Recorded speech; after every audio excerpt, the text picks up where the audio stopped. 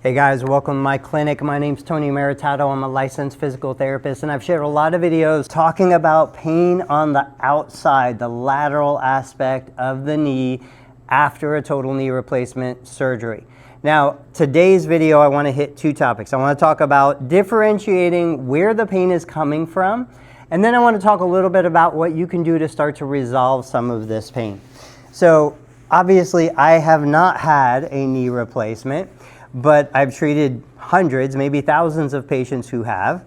And there's a couple common areas on the lateral aspect that trigger a pain response. The most common is probably the IT band.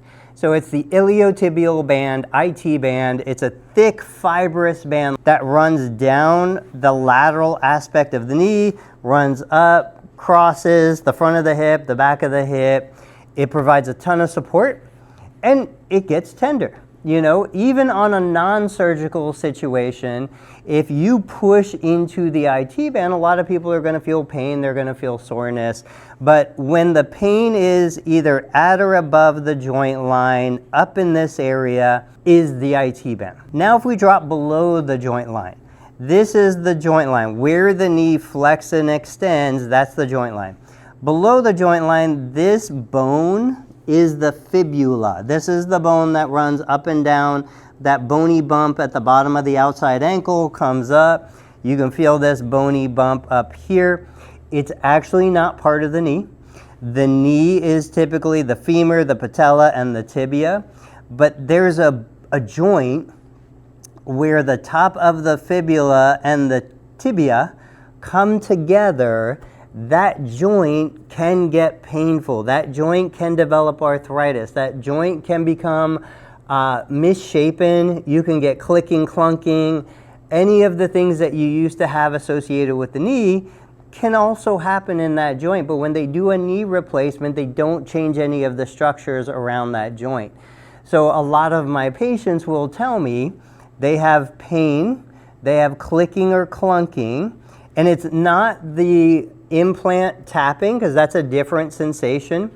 It's actually that bone right there rubbing against the tibia, the fibula head rubbing against the tibia, that's causing that kind of pain. Those are the two prime suspects when somebody tells me. Now, there is a lateral collateral ligament. It's a ligament that runs up and down the outside of the knee. Occasionally that will cause pain and inflammation. In other videos, I've done a varus and a valgus test where I look at that ligament to determine if it's been torn or damaged or causing problems. So what do? Let's talk about treatment options. Let's start from the bottom. When there's a problem at the fibular head, and remember, the peroneal nerve runs through this area, the peroneal muscles run through this area, drop foot, things like that can be associated with problems in this area. The most common way that I help patients at home when I'm not treating them, I'm not hands-on with them, is I teach them, and I'm going to face the camera head on. I teach them to keep the knee stationary, keep the thigh bone, the femur stationary, turn the foot in and turn the foot out. So what's happening is, if you imagine a clock, my foot is pointing at 12 on the clock. I want to turn it back to like 11 or 10, and then I want to turn it forward to 1 or 2. And I'm pivoting on my heel, but this rotation, I'm not moving the hip or the knee. What happens, and you can put your hand right on the outside of that fibular head, that bone rotates and moves as you turn your foot in and out. And a lot of times that motion will start to create a little bit of friction, a little bit of lubrication. It'll get the synovial fluid in the area moving. It'll release positive or beneficial proteins in the area called myokines that help reduce acute inflammation. If you do it too much, certainly it can get flared up, but if you don't do it at all, it just stays stiff and painful. So that is the most common home exercise I use for patients who are having pain in that area. There are manual therapy techniques. There's other things we can do. You might have seen me do a video where I use kinesio tape or cupping on that area. But for somebody watching this video right now who doesn't have access to me and hasn't been evaluated by a physical therapist, one of the easiest diagnostic tests and treatment is simply to rotate the foot in and out, pivoting on the heel. When it's the IT band, that thick connective tissue that runs above the joint line of the knee, my favorite treatment strategy is just a version of massage. Let me grab something. My two favorite massage tools, one is easy, very inexpensive, one's a little bit fancier. But the idea is when that IT band is flared up, I grab a rolling pin. This is a regular rolling pin out of the kitchen. It could be wood, it could be metal. This one's metal, it could be marble. And all you're gonna do is you're gonna massage the top, the outside, the backside, all around that IT band attachment and that IT band as it runs up into the hip. What this does, it facilitates fluid exchange, it gets the fluid moving, it desensitizes sensitive areas. You know, if you hit yourself, first thing you do is you rub it, because that rubbing changes the information the nerves are carrying to the brain. When I'm massaging it with this rolling pin, I'm doing effectively the same thing. And even if it's sensitive or tender at first, once you do it a minute or two, it usually desensitizes. So rolling pin massage is always the easiest, quickest solution. But if you have access to a percussion massager, this particular one is the Heichi.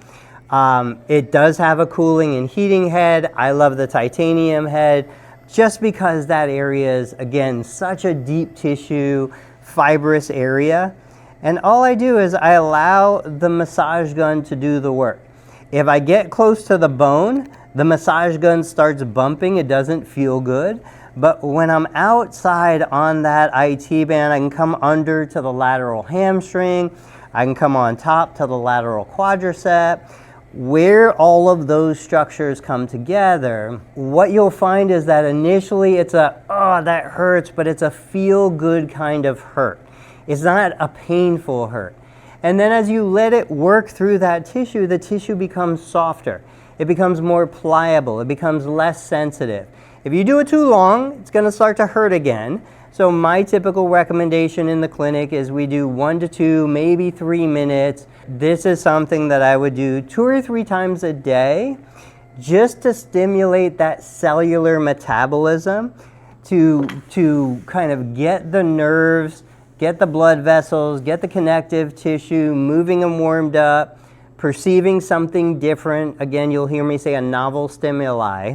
But the idea is that when you're so used to a painful sensation, even if we had a magic wand that got rid of that painful sensation, you would still feel it because you've been used to feeling it. We need to give you something else to feel. Then when the brain resets and kind of assesses the situation, it's more open to change. And typically, you feel less pain. So those are my recommendations. You guys have been super patient. I've been promising this video for a long time. Here it is. If you have other questions, more specific questions, post them down in the comments. Otherwise, I wish you the best of luck in your recovery.